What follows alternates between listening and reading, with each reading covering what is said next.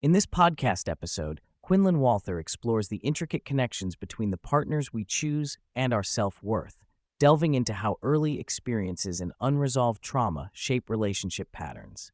The conversation expands into topics such as self-trust, emotional capacity, boundaries, the challenges of maintaining healthy relationships, and how cultural shifts impact modern dating dynamics. Quinlan unpacks the psychological and emotional underpinnings of attachment, empathy, and communication, and discusses the implications of emerging technologies like AI on human connection. Quinlan begins by examining how the partner a person selects reflects their level of self-love and self-esteem. However, she emphasizes that more significant than the partner choice itself is how one reacts to judgments about their relationship, whether it feels like a compliment or a criticism. This introspective response exposes insecurities or confidence in one's self-regard. The way individuals tolerate or feel about the love and treatment they accept reveals deeper truths about their self-worth, be it accepting mediocre or mistreatment patterns versus choosing love that truly resonates with their sense of value. Central to Quinlan's framework is self-trust, which she describes as building a reliable, compassionate relationship with oneself. Self-trust involves knowing who you are, maintaining curiosity about your evolving feelings and desires, and cultivating emotional flexibility to endure both discomfort and joy without self-sabotage. She identifies 4 pillars of self-trust: curiosity, capacity, compassion, and commitment. Curiosity pushes beyond surface-level labels to explore authentic emotions, while capacity entails emotional resilience. Compassion includes accepting one's humanity and imperfections, and commitment involves devotion to living a fulfilling, authentic life.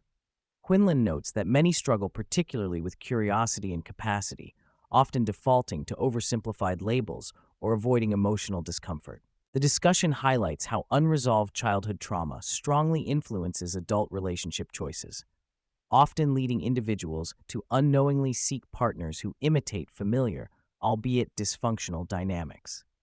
Quinlan references the idea that the nervous system favors a familiar hell over an unfamiliar heaven, explaining why people may gravitate towards chaotic or inconsistent partners. Attachment styles formed in early years are reinforced through familial examples, genetic predispositions, and cultural environments, making it difficult to break cycles without conscious effort. These patterns persist until addressed, resembling unfinished personal narratives that people try to complete through relationships. A common misunderstanding Quinlan addresses is how anxiety or adrenaline can be mistaken for romantic chemistry. For individuals raised with inconsistent or negligent caregiving, emotional volatility and unpredictability feel familiar and become associated with love. Thus, physiological sensations like adrenaline spikes may be misread as attraction. In contrast, people from secure attachment backgrounds typically experience love as calm and consistent. This distinction underscores how deeply early relational experiences shape perceptions of intimacy and excitement in adult partnerships. A foundational question Quinlan poses is, who do you have to be loved? When this answer is authentic, simply being oneself, it reflects a secure sense of belonging. Conversely, if love depends on status, achievement, or emotional suppression, it signals insecurity and conditional belonging. Safety and belonging are prerequisites to healthy relationships, yet many adults carry unresolved fears around these needs, which haunt their relational patterns. Cultivating safety involves trusting oneself to endure life's inevitable uncertainties and emotional challenges with resilience and self-support. Relationships inevitably experience ruptures, moments of hurt or disappointment, and the ability to repair these moments is crucial for long-term connection. Quinlan describes a repair process grounded in curiosity about what happened, accountability for one's actions, and genuine behavioral change. However, these repairs often require repeated efforts as patterns take time to shift. There is a necessary tolerance for some degree of disappointment within relationships, as perfection is unattainable. When couples can navigate conflict with mutual respect and ongoing commitment, trust deepens despite imperfections.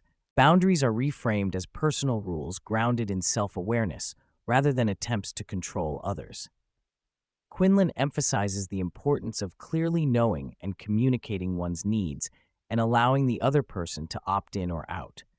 This mutual respect for individual limits prevents the frustration of incompatible partnerships trying to force fit.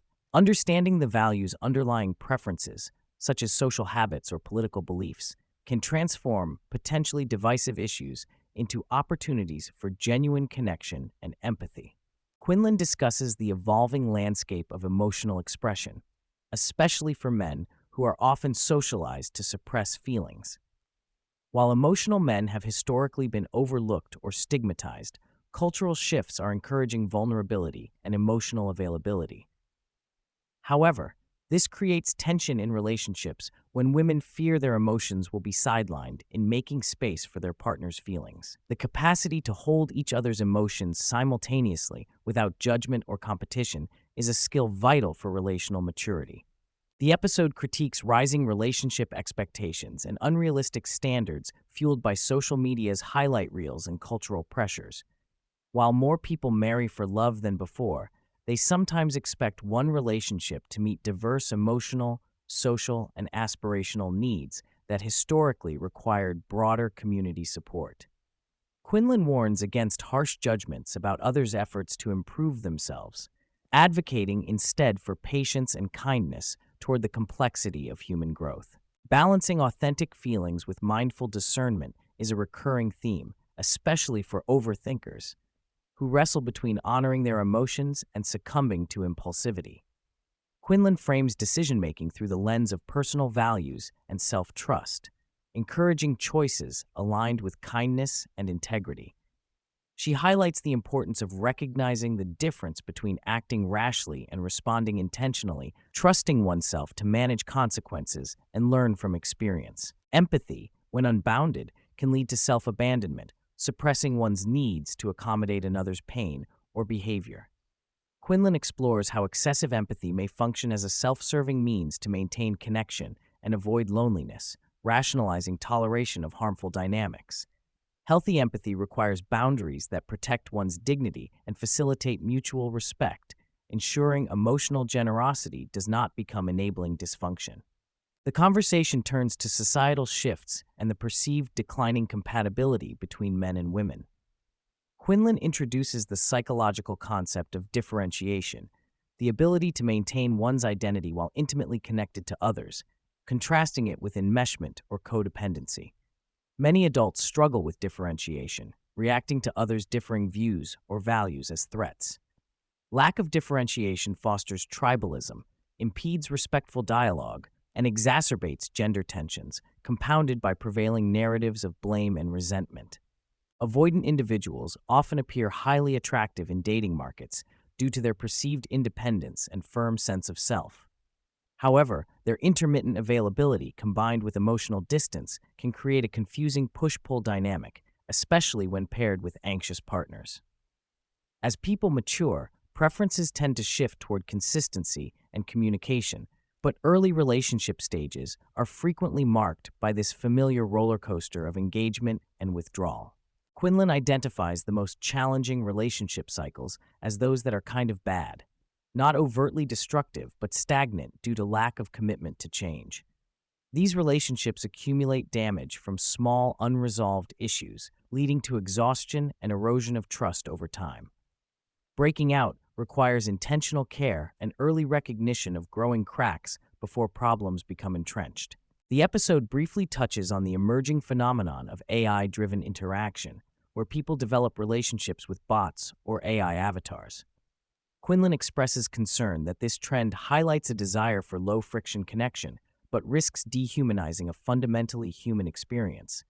While AI may reduce bias in partner matching, there is skepticism about the capacity of AI to replicate the nuance, taste, and emotional complexity inherent in authentic relationships.